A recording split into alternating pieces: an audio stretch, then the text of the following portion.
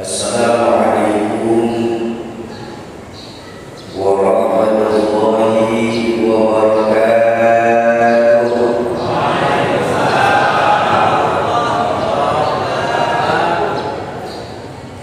Alhamdulillahilladzi waqafa wassalatu wassalamu ala sayyidina Muhammadin al-Mustafa wa ala alihi wa ashabihi ahli sidq wal wafa, amma ba'd. Hadratul mukarramun, para alim yang ulama, para awliya, para tengku, para tuan guru, para asatidzah dan ustazah, para hujjah, para sepuh dan bini sepuh di Masjid Jami' Al-Tahrir ini, wabil khusus untuk orang tua saya Abuya Dr. Haji Munawar Khalil. Mudah-mudahan Allah manfaatkan ilmu beliau untuk menerangi di tempat kita ini. Amin ya rabbal alamin. Yang saya hormati para tokoh-tokoh masyarakat, tokoh-tokoh kemudaan, Imam Mukim Masjid Kandang, Bapak kecil, para pimpinan daya yang ada di sini, bapak-bapak dan ibu-ibu jamaah ma'asyiral muslimin dan muslimat, para calon penghuni surganya Allah yang mencintai Allah Subhanahu wa taala. Alhamdulillah, malam hari ini di tengah kekhawatiran kita akan pandemi COVID-19 ini, kita masih dikasih kesempatan nikmat sama Allah untuk memperingati datangnya tahun baru Hijriah. Dari 12 bulan yang Allah ciptakan untuk kita manusia di dunia ini, Allah mempunyai 4 bulan istimewa yang dalam Al-Quran disebut minha arba'atun hurum. 4 bulan istimewanya buat Allah ini, 3 berdampingan, 1 agak terpisah.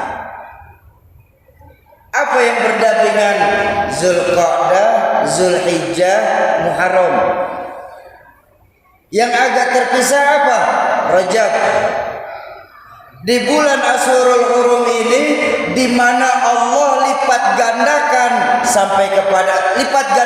pahala sampai kepada tahapan wallahu yudha'ifu liman yasha.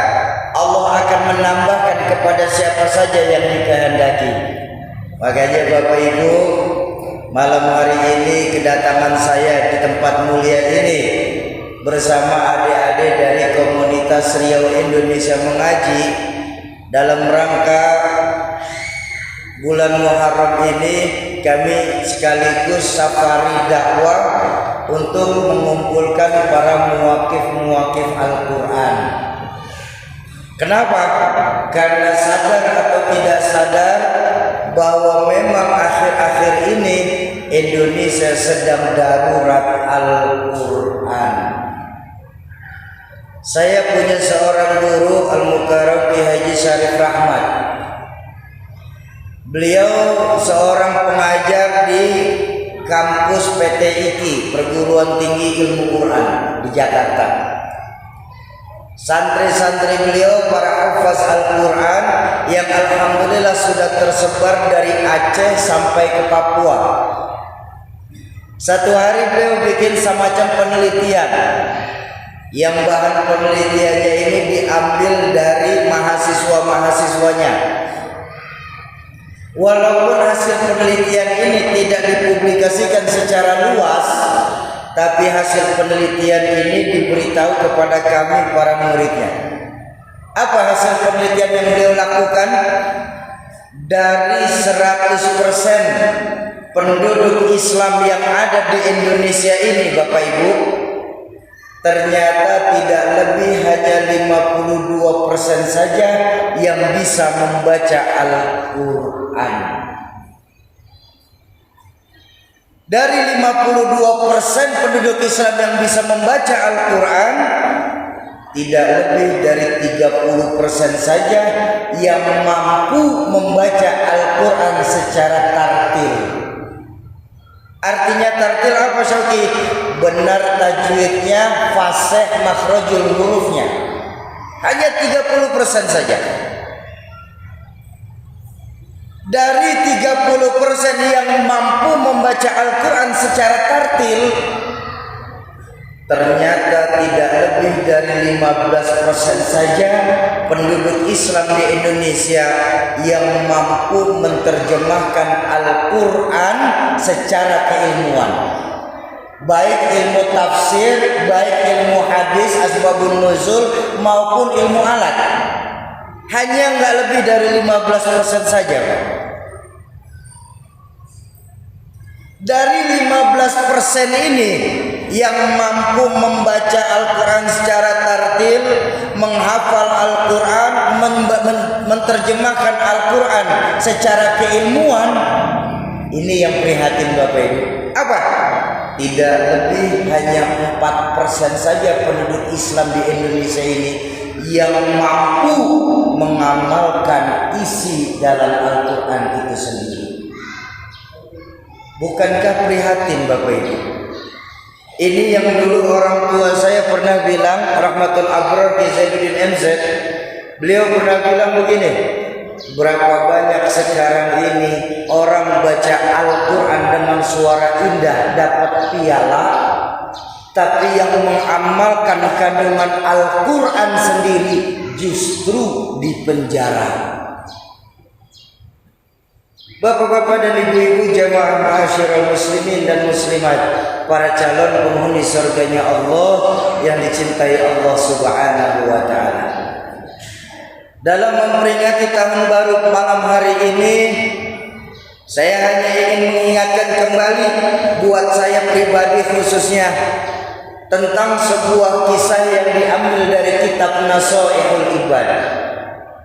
Tentu di mana-mana yang namanya tahun baru itu kan harus punya spirit dan semangat yang baru, ya. Apalagi ini tahun baru Islam. Ini sekarang prihatin anak-anak muda kita terutama, Pak, mereka lebih senang memperingati tahun baru Masehi dibandingkan tahun baru Islam itu sendiri. Ayo, di tahun baru ini saya ingin mengambil sebuah kisah dari kitab Nasaihul Ibad. Ketika satu hari Al-Imam Al-Faqih Abu Layth, atau yang dalam kitab tertulis namanya itu Syekh Ibrahim bin Adham, atau yang biasa kita dengar di Lok Sumawi ini dengan nama Imam Hasan Al-Basri, ketika beliau lagi enak-enak berjalan di satu pasar, beliau dihadang oleh beberapa jamaah. Assalamualaikum ya Imam. Waalaikumsalam, Pak. Ada apa? Kami mau tanya Imam. Mau tanya apa? Kenapa si Imam sampai sekarang ini doa-doa kami ini belum didengar sama Allah? Permohonan kami belum dijawab sama Allah. Permintaan kami belum dikabul sama Allah, Imam. Padahal kami ini untuk melakukan ibadah sholat, walaupun di akhir waktu kami usahakan untuk sholat, Imam. Sedekah sekecil-kecilnya 5.000 setiap hari Jumat kami titipkan di dalam masjid, Imam. Sama yatim, walaupun hanya di bulan Muharram, kami ikut santunan yatim beramai-ramai satu kampung, Imam. Begitu banyak perbuatan baik yang kami lakukan, Imam. Tapi kenapa sampai sekarang ini doa-doa kami ini belum didengar sama Allah, Imam? Bukankah Allah pernah berjanji dalam Al-Quran, Imam, ud'uni astajib lakum, mintalah kepadaku maka aku kabulkan permohonanmu. Tapi kenapa kami merasa ini di Lok Sumawi ini doa kami ini belum dijawab sama Allah, Imam? Apa mungkin ayat Qur'annya yang salah? Tapi bukankah Allah itu maha benar, Imam? Atau mungkin Allah lagi terlalu sibuk sampai doa kita masuk waiting list, jadwal tunggu, macam jamaah haji gitu. Mendengarkan pertanyaan tersebut, Bapak Ibu, pertanyaan jamaah muridnya Imam Hasan Al-Basri kan kedengarannya sepele saja ya. Perihal doa yang tidak dijawab sama Allah, perihal doa yang belum dikabul sama Allah.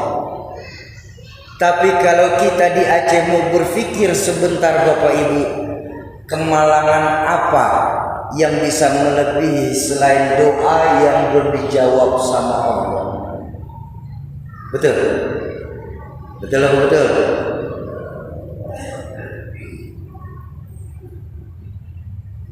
Mendengarkan pertanyaan para muridnya, Imam Hasan Al-Basri tersenyum. Beliau berkata, para murid-muridku, ya Imam, apakah kita tahu yang menyebabkan sampai sekarang ini kita merasa doa-doa kita belum dijawab sama Allah? Iya kita sholat, iya kita sedekah, iya kita baca itu Al-Quran, iya kita santuni itu anak-anak yatim, iya kita banyak melakukan perbuatan-perbuatan baik lainnya.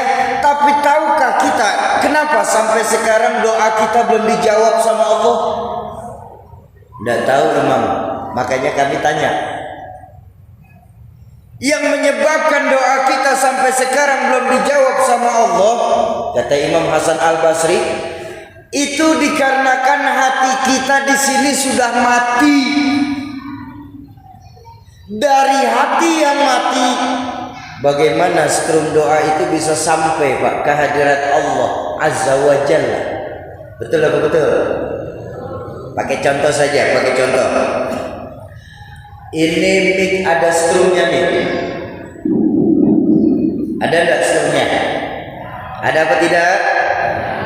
Kelihatan? Kok bisa tahu Pak? Ada suara. Strumnya memang tidak kelihatan, tapi kan gejala dari strum yang terlihat. Betul? Ini di atas kita kipas ada strumnya nih, Soki. Mutar.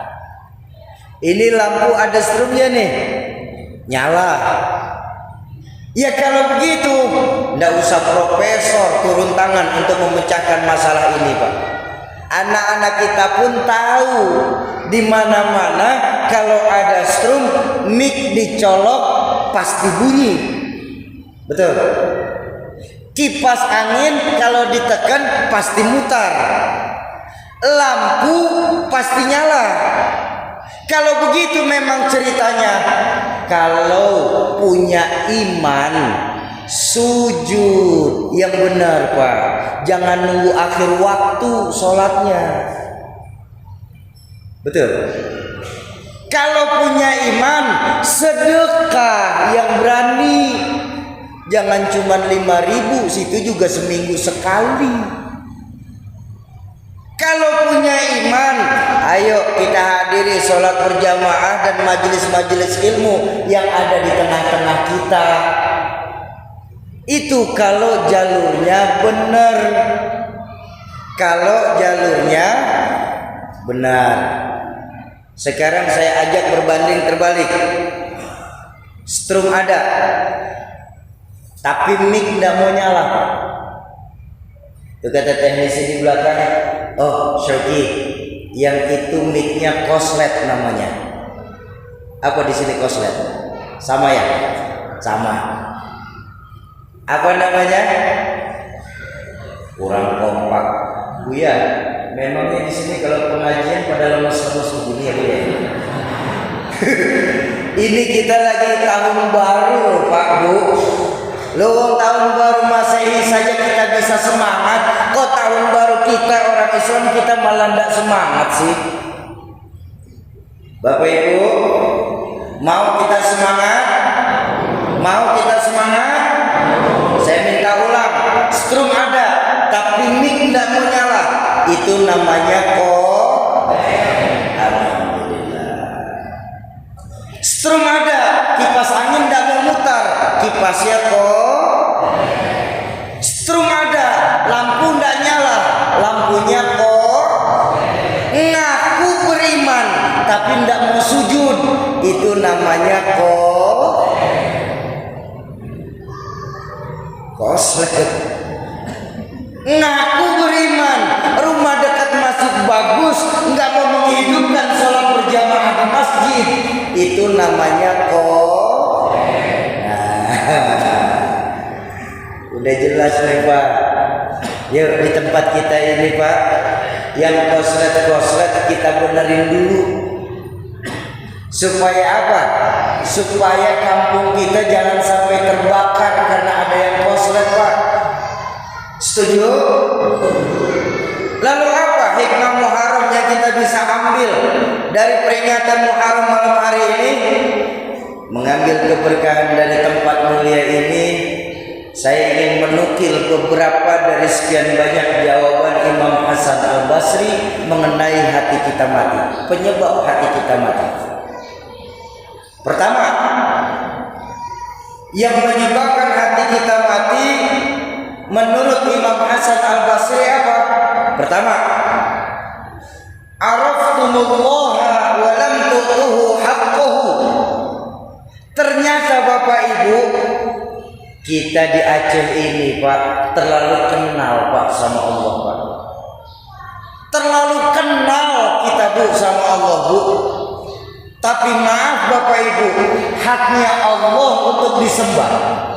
Kewajiban kita sebagai makhluk untuk menyembah, kan kadang-kadang kita tidak pernah laksanakan. Itu yang menyebabkan hati kita mati sampai doa kita belum dijawab sama Allah. Ayo maaf sekali, maaf. Saya ajak bicara. Saya tanya, saya yakin 1000% saya yakin kita di sini Pak sebagai orang tua bukan hanya kenal sama Allah, betul kan? Bahkan kita ajarin ke anak-anak kita loh Pak tentang Allah. Kita bukan cuma kenal Allah, kita ajarkan ke anak-anak kita ini tentang Allah. Nah, siapa yang menciptakan matahari, bulan dan bintang? Allah.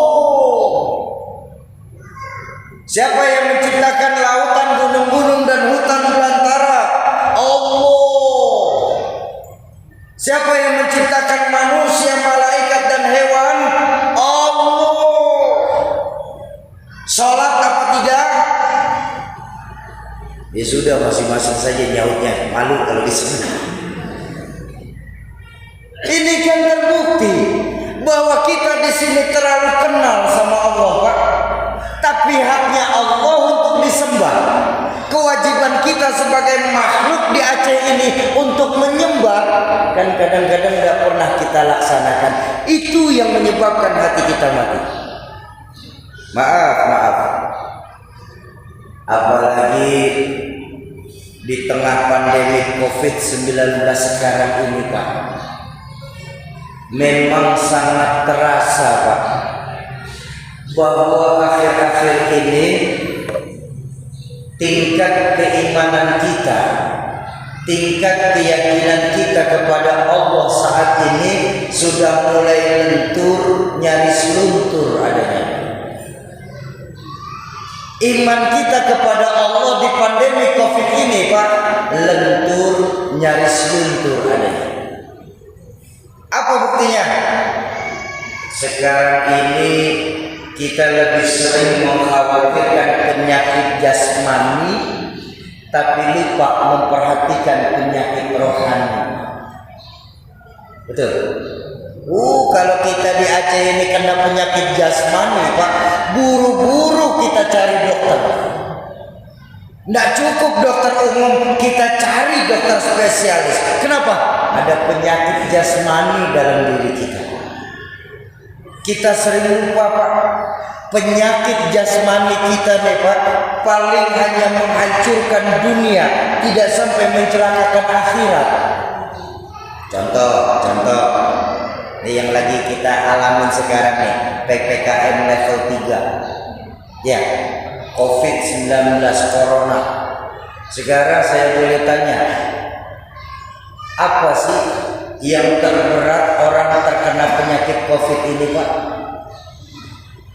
Paling mati, selesai urusan Pak. Iya kan? Kalau begitu apa bedanya Corona dengan penyakit lain Pak? Gagal jantung, mati juga. Gagal ginjal, mati juga. Diabetes, mati juga Pak.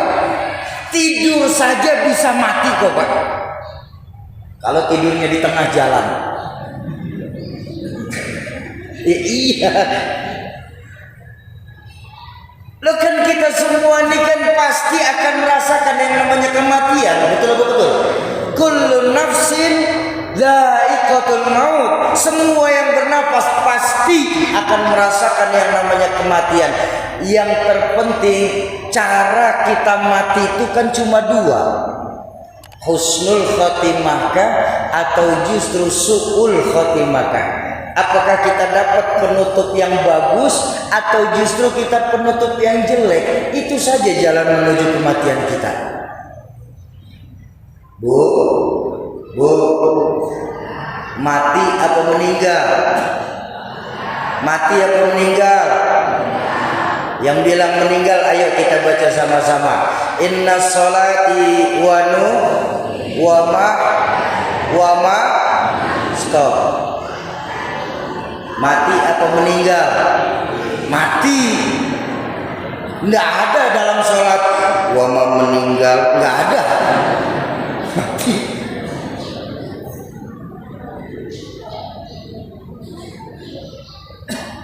Kita sering lupa Pak, penyakit jasmani itu sudah ada aturannya dari Allah. Apa? Wa idza maritum fahuwa yashfin. Kalau saja kita sakit, yakin 1000% Allah yang akan menyembuhkan kita.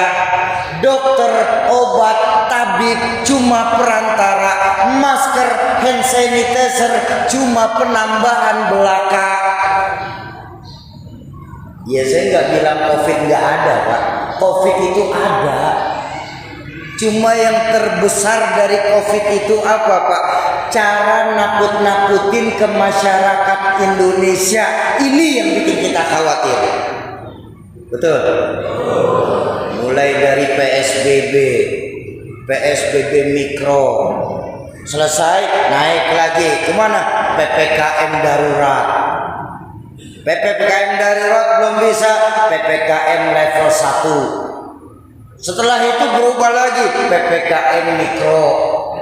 Sekarang naik lagi PPKM level 3. Entar naik lagi PPKM level pedas gila. Apalah ini Pak? Betul. Lo seharusnya maaf saudara-saudara kita yang meninggal karena COVID, pada hakikatnya memang bahaya COVID. Pada zahirnya memang bahaya COVID, tapi kalau kita berbicara hakikat kepada Allah, mungkin memang di situ cara matinya dia. Allah nggak kepengen nih orang melakukan tambah banyak melakukan maksiat di dunia Allah ini, makanya buru-buru diangkat sama Allah. Betul. Ini loh kadang-kadang kita lupa penyakit jasmani itu hanya menghancurkan dunia, tidak sampai mencelakakan akhirat. Saya belum pernah ngaji sama guru-guru saya. Ketika nanti penghuni neraka ditanya, kenapa kamu masuk neraka Pak? COVID Pak. Enggak ada. Tapi lihat Bapak Ibu, efek dari COVID ini. Maaf sekali maaf. Bahkan cara kita ibadah kepada Allah pun sudah mulai dirubah akibat COVID ini. Terasa apa tidak? Insya Allah di masjid kita insya Allah sholat aman. Tapi kita tengok di masjid-masjid lain Pak, sholat sudah mulai berjaga jarak sekarang ini. Betul? Padahal baginda Nabi mengajarkan ketika menghidupkan sholat berjamaah Pak, lurus dan rapatkan saf sholatmu. Bahkan dengan tegas baginda Nabi menjelaskan, fa innaka taswiyata sufu min tamamis sholat. Sungguh lurus dan rapatnya saf sholat itu bagian dari kesempurnaan sholat. Sekarang sholat sudah mulai berjarak. Betul. Kalau dulu sebelum COVID saya yakin di Aceh ini jangankan setan Pak, manusia saja lewat susah Pak, apalagi setan lewat. Kenapa? Sholatnya rapat-rapat sholatnya.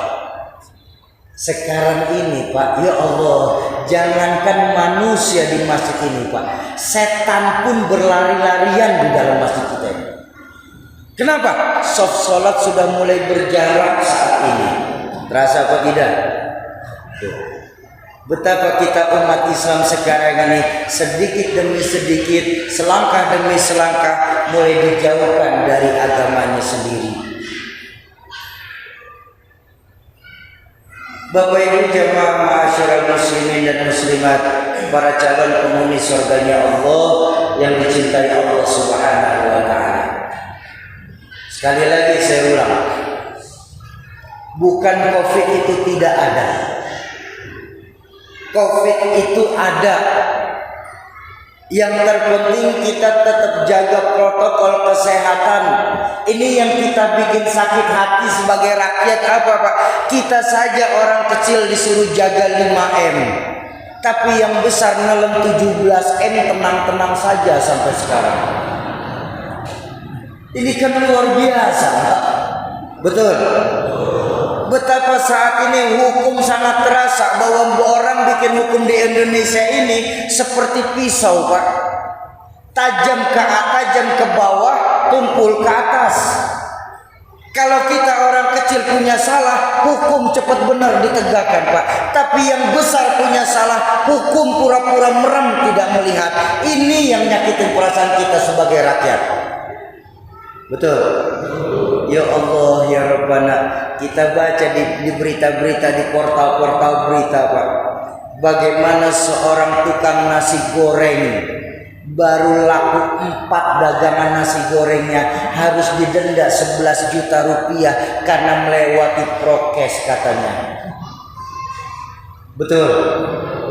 Tapi para pejabat-pejabat itu bikin pesta yang sampai malam hari itu tenang-tenang saja tanpa mengikuti prokes. Di mana sebenarnya keadilan buat kita orang Islam? Lagian kalau kita mau berpikir, COVID ini agak aneh Pak. Ini maaf nih ya nih Pak. Ini maaf nih. Ini COVID ini agak aneh Pak. Datangnya COVID tuh, meledaknya COVID tuh kalau mau masuk Ramadan. Ya kan? Mau masuk Lebaran. Ini kemarin mau masuk Idul Adha, naik. Sekarang mau masuk Muharram, naik lagi. Ini COVID apa setan sebenarnya?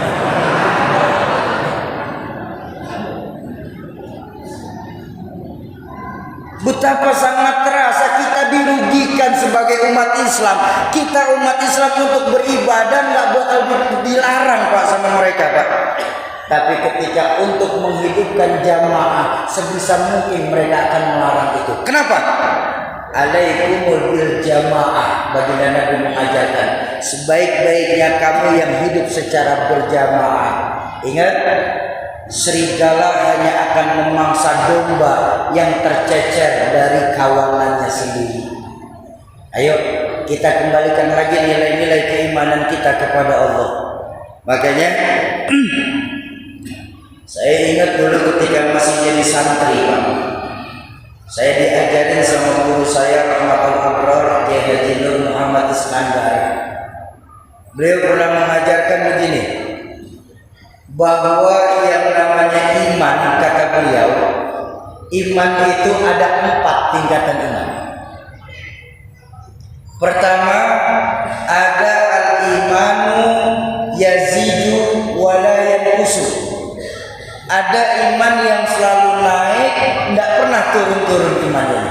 Mantap imannya. Ini iman siapa ini? Ini imannya para anbiya, para nabi. Jadi Bapak Ibu, imannya nabi itu semakin diuji, semakin mantap imannya. Semakin digojlok, semakin besar cintanya sama Allah. Betul kan? Belum ada. Saya baca sejarahnya ada nabi mengundurkan diri jadi nabi. Kalau kecil banyak Pak. Tapi nabi nggak ada yang mengundurkan diri. Ayo kita buka sejarah. Ada nabi yang diuber-uber sama umatnya sendiri. Ada tidak? Siapa? Nabiullah Musa alaihissalam. Ada nabi yang ditimpakan penyakit sama Allah, bahkan istrinya untuk meminta berdoa supaya minta sembuh sama Allah ditolak sama nabinya sendiri. Siapa? Macam Nabiullah Ayub alaihissalam. Ya Allah, luar biasa Pak Nabi Ayub Pak. Pak, kenal Nabi Ayub? Kenal di mana? Saya tahu kenal. Bercanda. Nabi Ayub ketika dikasih penyakit, rupanya ada istri-istrinya tidak sabar sama penyakit Nabi Ayub. Ngobrol ada suami istri di kamar. Apa kata istri Nabi Ayub? Bang, dari Lok Sumawe soal istrinya waktu itu. Udah dengerin aja jangan. Bang, apa sayang? Abang ini kan seorang nabi. Terus mintalah sama Allah supaya Allah sembuhkan penyakit abang ini. Pasti Allah kabulkan bang. Nabi Allah Ayub tersenyum. Beliau berkata, oh maaf sayangku, rasanya hati ini terlalu malu untuk minta sembuh sama Allah. Kenapa? Allah masih banyak kasih sehat saya dibandingkan sakit saya. Allahu Akbar. Nabi Allah Ayub saat itu dimintain doa untuk sembuh, nggak mau. Beda sama kita Pak. Kita baru pusing sedikit jalan ke Masjid Tahrir nggak mau sudah.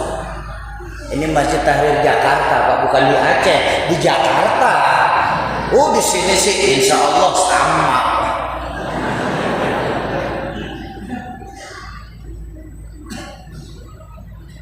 Bahkan baginda Rasulullah Sallallahu Alaihi Wasallam ketika awal-awal perjuangan baginda Nabi mengenalkan Islam, justru yang melarang baginda Nabi untuk berdakwah itu datang dari paman tercintanya sendiri. Nggak tanggung-tanggung Pak. Baginda Nabi untuk berhenti berdakwah ditawarkan 3 buah tawaran yang menurut logika kita manusia biasa nggak mungkin kita lewatkan. Apa yang ditawarkan oleh paman baginda Nabi kepada baginda Nabi sendiri? 3 tak. Harta, tahta, wanita. Ditawarkan 3 buah tak kepada baginda Nabi supaya baginda Nabi berhenti berdakwah. Tapi apa jawaban baginda Nabi? Dengan tegas beliau bersabda, wahai paman tercinta, bahkan apabila kamu sanggup menaruh matahari di tangan kananku, rembulan di tangan kiriku, hancur luluh jasadku dibuat karenanya, maka niscaya tidak akan selangkah kaki pun mundur untuk menegakkan agama Allah di dunia ini. Baginda Rasulullah Sallallahu Alaihi Wasallam. Kenapa? Karena memang imannya Nabi itu mantap Pak. Selalu naik, tidak pernah turun. Tidak ada sejarahnya Nabi mengundurkan diri jadi Nabi. Kalau Nabi Taubat ada Pak. Ada Nabi Taubat Pak. Ahmad Musaddiq, Al-Qiyadah Al-Islamiyah. Ngaku jadi nabi saat itu. Buru-buru ditangkap sama polisi, kena 2 tahun penjara bab pelecehan agama. Sekarang sudah keluar dan menyatakan taubat.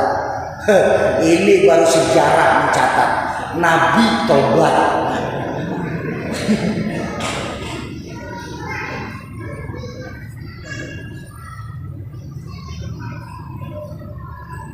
Itu yang pertama. Al-imanu yazidu wa la yanqus. Imannya selalu naik, tidak pernah turun. Yang kedua diajarkan sama guru saya apa? Ada al-imanu la yazidu wa la yanqus. Ada imannya itu tidak naik tapi juga tidak turun-turun. Stabil imannya.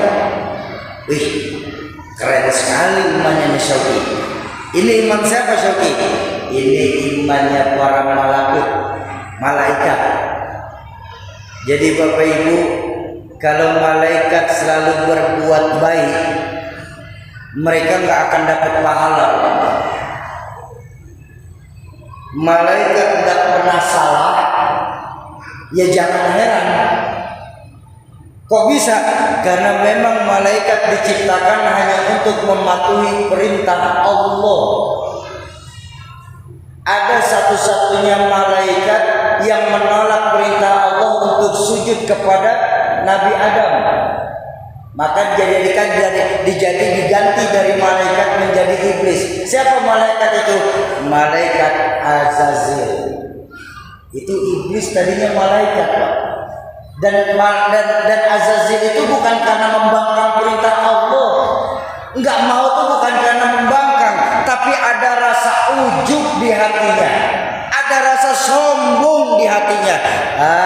Adam kan terbuat dari tanah, saya kan dari api Tuhan. Unsur api itu lebih mulia daripada unsur tanah. Masa iya saya harus tunduk dan sujud kepada Adam? Gengsi. Allah murka lalu berfirman, hei iblis, kau sombong, maka silakan kau keluar dari surga, karena surga bukan tempatnya buat orang-orang sombong. Allahu Akbar. Iblis gara-gara sombong, Pak, diusir dari surga. Apalagi yang baru di Aceh udah sombong.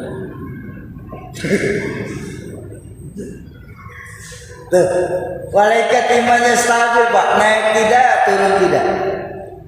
Tidak percaya? Iya. Ada malaikat yang semenjak diciptakan sama Allah tugasnya untuk sujud. Sujud saja mereka nggak bangun-bangun sampai sekarang. Allahu Akbar. Ada malaikat yang semenjak diciptakan sama Allah tugasnya untuk zikir. Zikir saja, tidak berhenti-berhenti sampai sekarang. Masya Allah. Malaikat Israel. Apa tugas malaikat Israel? Apa? Mencabut nyawa makhluk hidup yang ada di dunia ini, Pak. Ya sudah, dicabutin aja itu nyawa malaikat Israel, Pak. Mulai dari zaman Nabi Adam sampai akhir zaman, tugas malaikat Israel cuma nyabutin nyawa. Nggak pernah malaikat Israel merasa jenuh, Pak, terus bercanda sama nyawa orang. Tadi cabut, ditaruh lagi, dicabut lagi, ditaruh lagi. Nggak ada, Pak. Cabut saja sudah, nggak ada urusan. Betul. Nih bahkan yang menurut saya luar biasa, ada seorang malaikat yang dari semenjak diciptakan sama Allah sampai sekarang ini belum ada tugasnya, tapi nggak pernah protes tuh malaikat. Malaikat Israfil, malaikat peniup sangkakala, itu dari pertama diciptakan sampai sekarang belum bertugas. Makanya jangan berharap malaikat Israfil bakal cek sound, Pak. Selesai kita aja, Pak.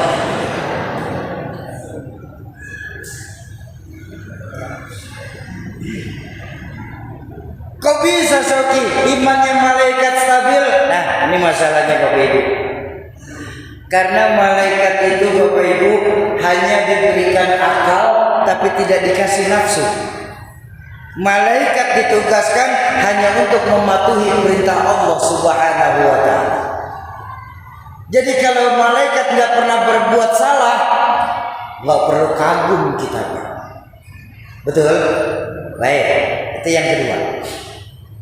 Yang ketiga diajarkan ada al-imanu la yazidu wa yanqusu. Ada iman yang tidak pernah naik, bahkan cenderung turun menerus imannya. Parah kali Sauki. Ini imannya siapa Sauki? Ini imannya para hayawan, para hewan. Jadi Bapak Ibu, kalau hewan selalu berbuat salah, jangan dimarah-marahin. Benar-benar ini Pak. Nanti selesai pengajian kita pulang ke rumah masing-masing. Begitu sampai rumah baru terasa perut lapar. Masuk ke dapur ngelihat ikan tinggal satu-satunya. Balik ambil nasi, lihat ke meja lagi, ikan digondol sama kucing. Tidak perlu kita marah-marahin itu kucing Pak. Kenapa? Kucing, kambing. Kemarin Idul Adha banyak kan, coba lihat kambing Pak. Kambing itu Pak, kalau lagi datang laparnya Pak, tidak perlu nyari DKM masjid Pak. Terus tanya sama beliau, Ustaz ini rumput halal atau haram ya? Tidak usah. Makan-makan aja nggak ada urusan Pak. Kok bisa Sauki? Hewan itu imannya selalu turun, nggak pernah naik. Ini masalahnya Pak. Karena hewan hanya diberikan nafsu, tapi tidak dikasih akal. Kalau otak, hewan dikasih otak. Tapi kalau akal, hewan nggak dikasih akal. Itu yang ketiga ya. Imannya nggak pernah naik, justru cenderung turun. Siapa? Imannya para hayawan, para hewan. Nah, yang keempat diajarkan sama guru saya itu apa? Ada al-imanu yazidu wa yanqusu. Ada imannya itu kadang naik, kadang turun. Ini iman siapa ini? Ini iman kebanyakan orang Aceh. Iman kita nih Pak. Ya, maaf Pak. Iman kita nih kan naik turun levelnya. Betul? Kenapa? Orang tua saya pernah mengajarkan begini. Karena kita manusia di Aceh ini sosok yang komplit dan kompleks. Selain diberikan akal untuk berpikir, kan kita di Aceh juga dikasih nafsu Pak. Untuk apa? Untuk berkembang biak. Makanya maaf Bapak Ibu, maaf.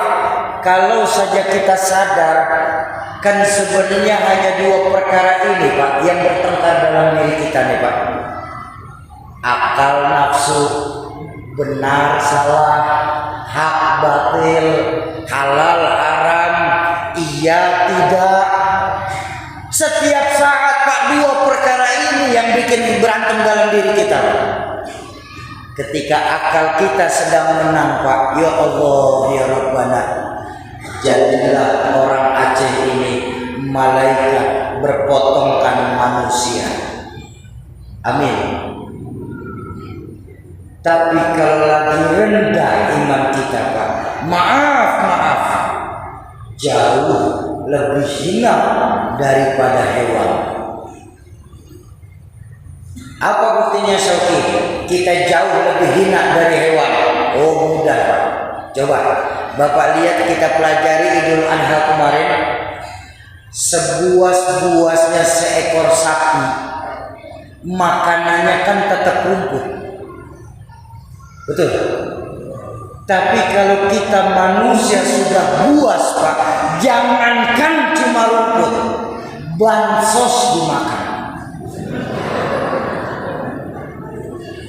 APBN disunat, dana haji.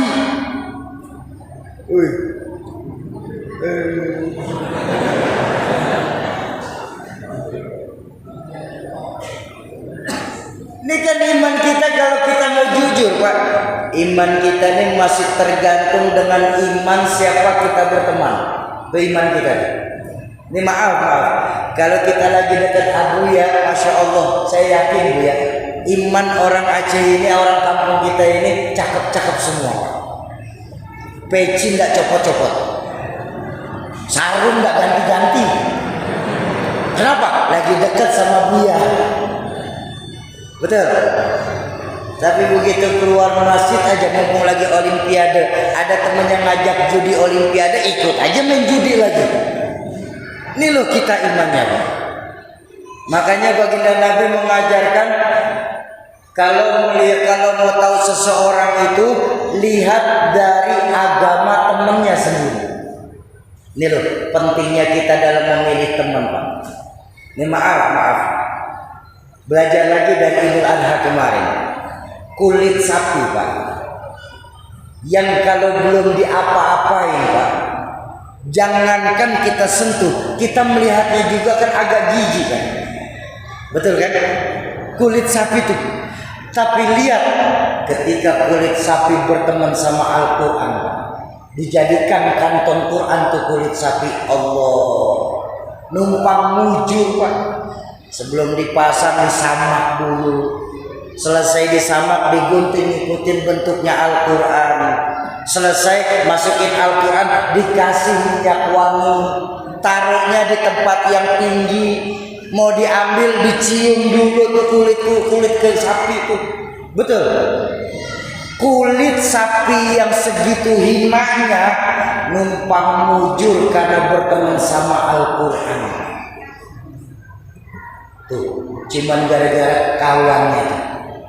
Bayangkan ketika kulit sapi itu bertemannya sama kayu, jadi beduk. Ya.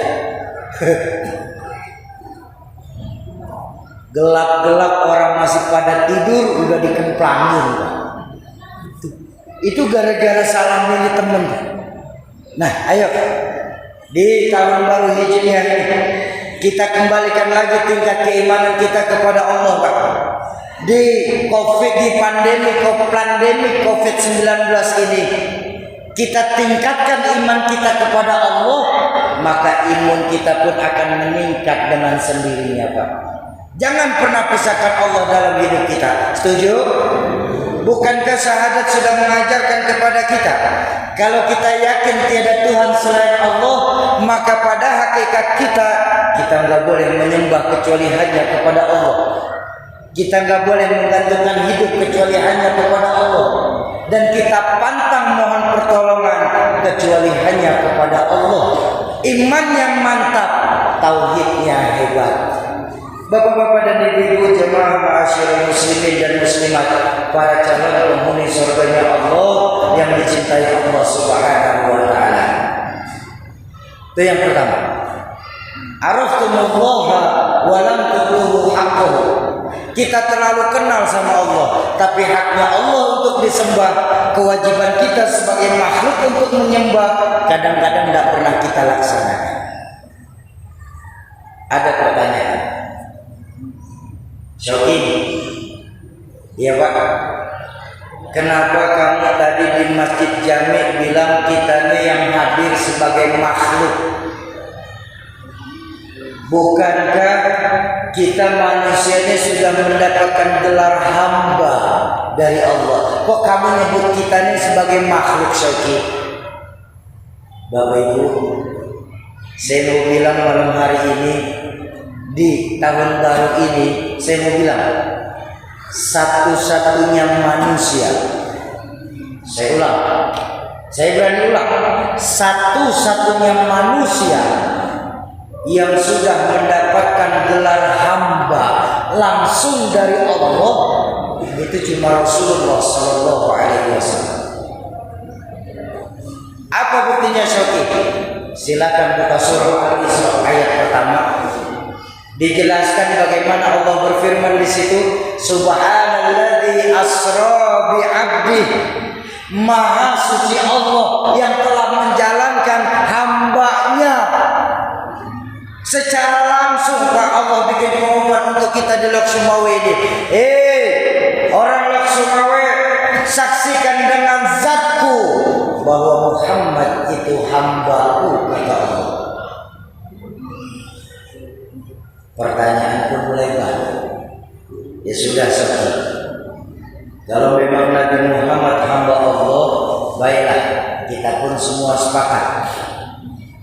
Tapi pertanyaan kami, Syauki, apa kita semua yang hadir di Masjid Jami ini bukan hamba Allah? Bu, kita hamba Allah atau tidak? Hamba Allah. Pak, kita hamba Allah atau bukan? Hamba Allah. Kata siapa? Kata kita. Kalau kata kita, itu kan namanya ngaku. Betul kan? Ngaku boleh-boleh saja, Pak, tapi harganya murah. Persoalan kita diakui sebagai hamba oleh Allah atau tidak, betapa kita belum tahu, ya kan? Apa buktinya? Berapa banyak dari kita malam hari ini, Pak? Termasuk saya pastinya. Mulut saya bisa mengucap saya hamba Allah, tapi pada perbuatan saya sehari-hari, saya hamba pangkat, saya hamba jabatan, saya hamba syahwat, saya hamba nafsu, saya hamba dunia, bahkan saya hamba setan. Jauh mulut daripada perbuatan saya. Ayo, kalau memang kita di sini ingin diakui sebagai hamba oleh Allah, maka berlakulah layaknya seorang hamba kepada Tuhannya. Bagaimana caranya? Memperbaiki lagi ibadah kita kepada Allah Subhanahu wa ta'ala. Ini maaf ya Bapak Ibu, maaf sekali maaf. Kalau kita mau jujur sama diri sendiri, Pak, ya Bu, kalau kita mau jujur sama diri sendiri, ibadah kita ini kan masih ibadah pamrih, Pak, masih ibadah hitung-hitungan kepada Allah. Apa buktinya ibadah kita masih hitung-hitungan sama Allah? Ini maaf.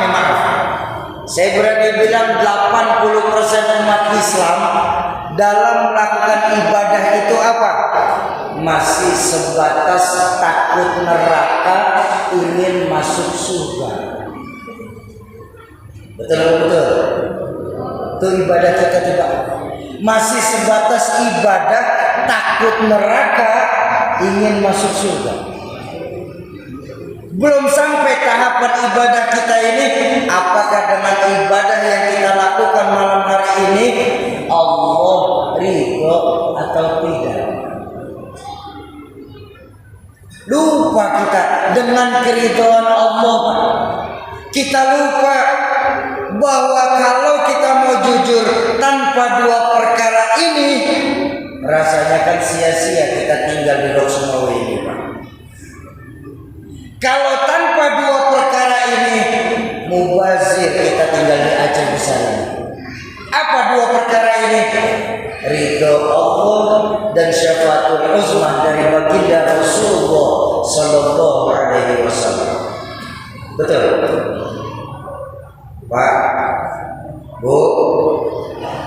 Betapapun ibu punya uang 2 miliar, Allah, 2 miliar kira-kira sedikit atau banyak? Banyak, apalagi lagi PPKM sekarang ini ya. Banyak 2 miliar. Tapi maaf Bapak Ibu, ketika Allah tidak ridho, saya yakin gak akan enak rasanya itu 2 miliar. Apa buktinya sampai Allah gak ridho dengan 2 miliar kita itu? Oh mudah Pak. Apa bukti salah satunya? Suami istri bertengkar terus setiap saat. Anak sudah tidak mau lagi menghidupkan agama. Di rumah sudah tidak ada lagi yang membaca Al-Quran. Di rumah sudah tidak ada lagi yang bersenandung sholawat. Di rumah sudah tidak ada lagi yang menghidupkan ibadah-ibadah sunnah, baik tahajud maupun duha. Itu salah satu bukti Allah tidak ridho dengan harta yang kita punya. Kok bisa kayak begitu Sofia? Karena salah satu penyebab dari guru saya nih, dari guru saya Mukarram Kiai Jul Ilham Junaidi, beliau mengajarkan salah satu penyebab yang menyebabkan kita malas untuk melakukan ibadah itu apa? Akibat terlalu seringnya barang subhat masuk ke dalam tubuh kita. Itu baru yang subhat, apalagi yang haram. Ya. Tuh, 2 miliar Allah nggak ridho, nggak akan enak rasanya itu rezeki. Betul. Tapi walaupun kita di sini cuma punya uang 6 miliar, tapi kalau Allah ridho enak rasanya.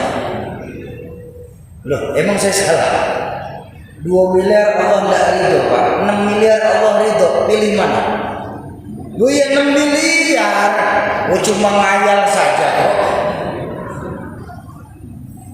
Nah, dalam rangka mencari keberkahan Allah, keridhaan Allah, malam hari ini saya ingin mengajak Bapak Ibu, Bu, Pak, malam hari ini saya bersama adik-adik dari komunitas Riau Indonesia mengaji, membawakan proposal investasi akhirat.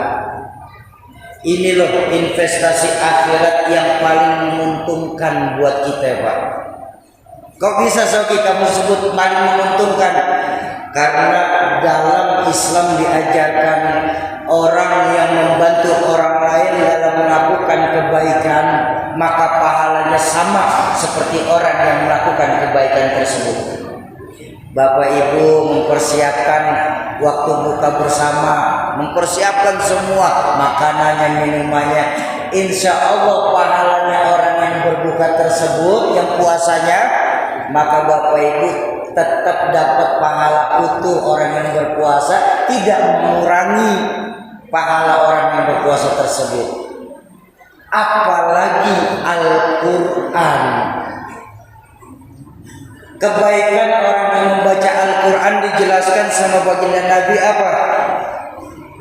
Orang yang membaca Al-Quran itu Pak, 1 hurufnya akan dibalas sama Allah 10 kebaikan. Bayangkan, 1 huruf 10 kebaikan. Dijelaskan dalam hadis baginda Nabi, laisa alif lam mim harfun. Alif lam mim itu bukan 1 huruf, akan tetapi alif 1 huruf, lam 1 huruf, mim 1 huruf. Bayangkan Pak, berapa banyak investasi akhirat yang nanti Bapak Ibu baru sadarkan ketika kita sudah tidak ada di dunia ini. Ketika nanti Al-Quran yang Bapak Ibu wakafkan itu akan dibaca oleh para penghafal-penghafal Al-Quran. Yang saya alhamdulillah berkesempatan hadir di beberapa daya para penghafal Al-Quran. Beliau-beliau para penghafal Quran itu ketika murojaah itu rata-rata 8 sampai 10 jam satu harinya. Bayangkan berapa banyak huruf dari 8 jam itu yang dibaca oleh para penghafal Al-Quran. Itu baru 1. Bagaimana Bapak Ibu nyumbangnya lebih dari 10 Quran, 30 Quran. Apalagi saya bilang kita ini di bulan Ashhurul Hurum, di mana Allah lipat gandakan kembali takaran pahala itu. Ini loh investasi cerdas. Ya, Bu, ayo kita siapkan investasi kita, siapkan wakaf Al-Quran. Dan mohon maaf Bapak Ibu, kami dalam melakukan wakaf Al-Quran ini melakukan sistem zonasi. Artinya zonasi apa? Berapapun yang kita dapat dari Aceh ini, maka insya Allah 80%-nya kami akan kembalikan ke di Aceh ini. Ya, jadi Bapak Ibu yang mempunyai majelis, yang tahu daya-daya tahfizul Quran, yang memang mereka kekurangan dalam hal Al-Quran, silahkan jangan ragu-ragu Bapak Ibu hubungi kami dengan suka hati, karena memang program ini dari kita untuk kita. Mungkin kita di kota besar Lok Sumawe ini nggak akan terasa kita kekurangan Al-Quran. Tapi bagaimana nasib saudara-saudara kita yang masih di dalam pedalaman tersebut? Ayo siapkan wakaf terbaik kita malam hari ini. Soki, ada sering pertanyaan menimpa kami. Soki, iya Pak.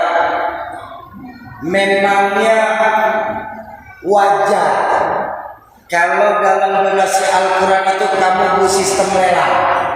Jadi aku yang minta maaf.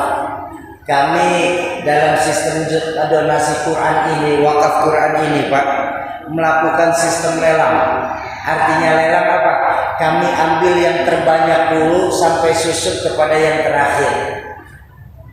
Memangnya kamu itu nggak merasa kamu sudah memotorkan kesucian Al-Quran, Soki? Maaf Pak, saya diajarkan sama guru saya, kami melakukan donasi lelang Al-Quran ini berdasarkan dua dalil. Pertama, dalil dari baginda Rasulullah SAW. Baginda Nabi bersabda, innamal a'malu binniyat wa innama likulli imri'in ma nawa. Segala sesuatu berawal dari niatnya. Kalau memang niatnya mau riya, jangankan wakaf Al-Quran Pak. Ya, kita bersihin sampah saja kalau memang yang niat riya, jadi riya jatuhnya gitu. Itu yang pertama. Yang kedua, saya mengambil dalil dari Al-Quranul Karim surah Al-Baqarah ayat 274. Di situ dijelaskan orang yang membelanjakan hartanya di jalan Allah, baik malam hari maupun siang hari, baik secara sembunyi-sembunyi maupun secara terang-terangan, maka mereka tetap akan mendapatkan balasan langsung dari Allah Subhanahu wa Ta'ala. Cuma yang perlu kita pahamin adalah metode sirron wa alaniyatan dalam ayat tersebut, sembunyi-sembunyi dan terang-terangan dalam ayat Al-Baqarah tersebut ada dua definisi. Kalau mau sembunyi-sembunyi silakan, tapi maaf, itu ruang lingkupnya kecil saja. Kita untuk diri kita boleh kita sembunyi-sembunyi. Tapi ketika kita menyangkut tentang ghirah agama, ini kan pengumpulan Al-Quran, ini kan ghirah agama. Betul. Kenapa? Al-Quran merupakan satu mukjizat terbesar dari baginda Rasulullah SAW. Yang kedua, dengan cara kayak begini saya yakin tidak akan mengurangi kesucian Al-Quran itu sendiri. Kenapa? Karena sudah jaminan dari Allah, sungguh kami yang menurunkan Al-Quran dan kami pula yang akan menjaga kesucian Al-Quran itu sendiri. Itu yang kedua. Yang ketiga, dalam Islam pun ada sistem lelang. Bapak Ibu ingat ketika Sayyidina Utsman bin Affan membayarkan sebuah sumur milik Yahudi, itu kan sistemnya lelang sama baginda Nabi, dilelang. Saat itu yang ikut lelangan siapa?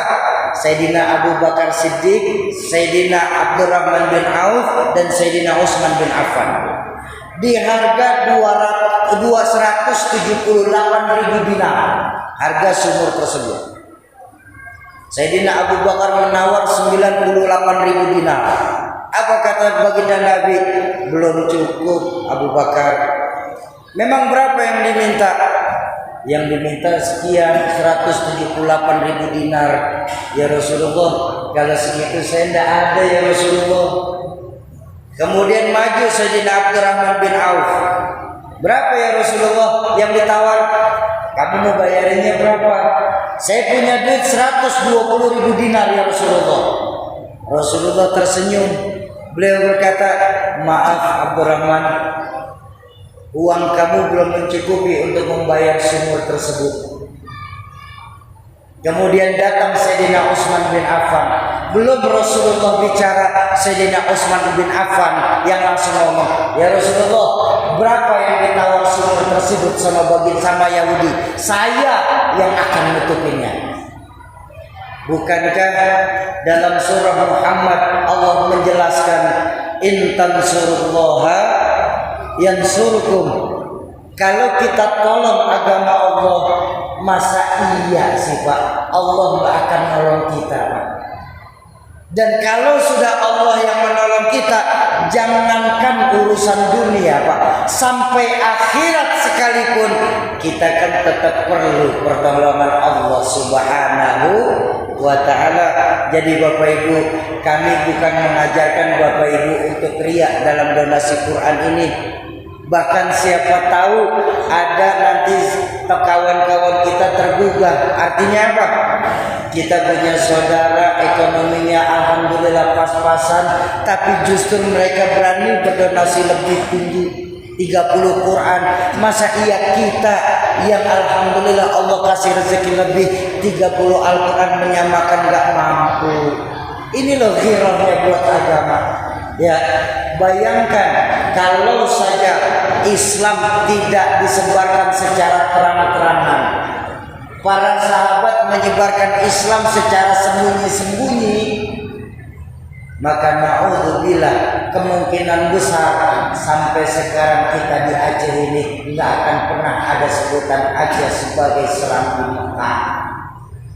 Ya, ayo, ketika mereka berbuat maksiat saja berani terang-terangan, kenapa kita yang berdiri di atas kebenaran tidak berani secara terang-terangan? Ayo kita hidupkan agama Allah ini. Karena bagaimana nanti Quran di Aceh ini 10, 20, bahkan 30 tahun yang akan datang, mungkin dari cikal bakal tangan kita di masjid inilah asal muasal Islam atau Al-Quran bisa membumi lagi di Serambi Mekah ini. Untuk lebih jelasnya biar nanti abang saya menyampaikan, mohon maaf saya izin istirahat terlebih dahulu. Nanti kita akan adakan wakaf Al-Quran seraya tutup pakai doa. Bapak Ibu jangan bubar dulu sebelum acara ini ditutup sama doa. Silakan Bang Hendi, saya mohon istirahat sebentar.